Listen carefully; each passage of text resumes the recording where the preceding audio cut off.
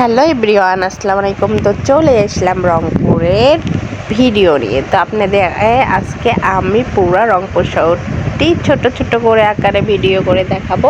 তো যেহেতু একটু কাজে বাইরে গিয়েছিলাম, তো এই জন্য ছোট একটি ভিডিও করে নিলাম। তো আমরা গিয়েছিলাম ধাপে। তো ধাপ থেকে আসার পথে এই যে ছোট ছোট ওই যে রেস্টুরেন্টগুলো, এগুলো খাবার খেতে অনেক মজা লাগে।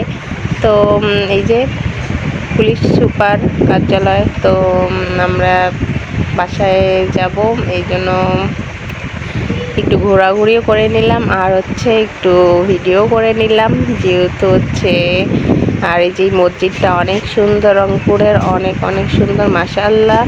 আর তারপর চলে এসেছিলাম এই যে সুরবিদ্যান। তো এখানে বাচ্চাদেরকে নিয়ে অনেকক্ষণ থাকা যায়, এখানে কোনো টিকিট লাগে না। আর এখানে আর একটা পার্ক হয়েছে পুলিশ লাইনে, তো ওটা যাওয়া হয়নি, যাব।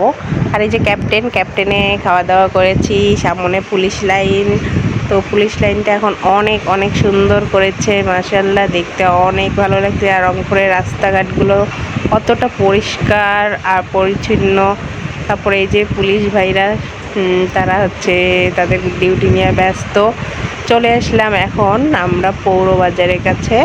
তো পৌরবাজারের কাছে চলে এসেছিলাম, কিছু ফল কেনাকাটা করেছি, তা আপনাদেরকে দেখাতে ভুলে গিয়েছিলাম, ভিডিওটা করতে মনে ছিল না।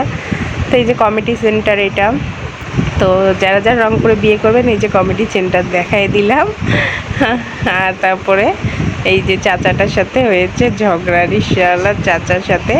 এই চাচার অনেক ঝগড়া লাগছিল, যে চাচা বলতেছে ব্রেক দেয়নি কেন। তো আমি বলছি দিছে, আপনি ঢুকে গেছেন, উনিও ঢুকে গেছে, ওনার দোষ নেই, আপনারও দোষ নেই। তো যাই হোক, তারপরে যে নিশাত, এখানে অনেক সুন্দর সুন্দর কাপড় পাওয়া যায়, আরও দেখতে থাকুন। আর রংপুরে যারা যারা থাকেন তারা তো জানেনই রংপুরটা আমাদের কত সুন্দর। আর এই যে পায়রা চত্বর, 3টা পায়রা বসে আছে, তো অনেক সুন্দর একটা পরিবেশ আর অনেক পরিষ্কার পরিচ্ছন্ন দেখেন আমাদের রংপুর। আর ট্রাফিক চাচা তো রাগ হয়ে গিয়েছে, ট্রাফিক চাচা ডান পাশ দিয়ে যেতে দিবে না, বাম পাশ দিয়ে যেতে বলতেছে, আর অনেকে ডান পাশ দিয়ে যাচ্ছে।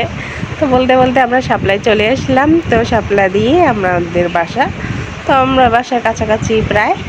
তারপরে এই যে ফলগুলো নিয়ে এসেছি, আমি সুন্দর করে ধুয়ে পরিষ্কার করে সবগুলো রেখে দেবো, কারণ আমার বাবু যখন তখন খায়, তো বলা যায় না যে এগুলো তো মেডিসিন থাকে, যার কারণে আমি এগুলো ফলগুলো সব ধুয়ে সুন্দর করে ঝুড়িতে রেখে দেবো, ও যখন ইচ্ছে তখন খেতে পারবে।